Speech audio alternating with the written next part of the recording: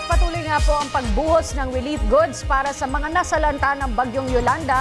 Kaya naman gaya nga po ng aming naiulat, ang DSWD ay nangangailangan ng mga volunteer na tutulong sa pagre-repack ng mga donasyon. Si Sam Ramirez ang ating tagapagbalita. 164,000 food packs. Yan ang target ng DSWD na mai-repack sa loob ng isang araw. Kaya naman nangangailangan sila ng tulong ng mga volunteers at ng mga nais mag-donate.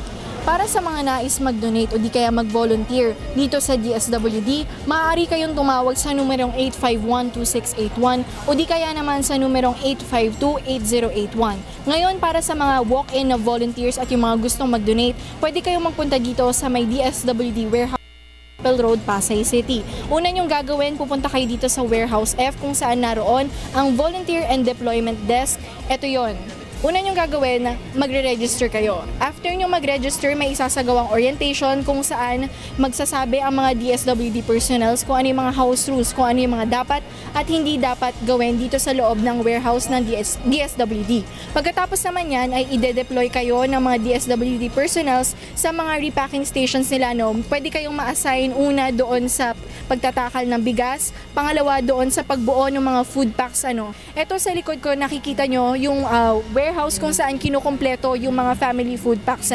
At pakiusap lamang ng DSWD, kapag tapos na kayo na mag-volunteer, ay bumalik lamang kayo doon sa Volunteer and Deployment Desk para mag-log out.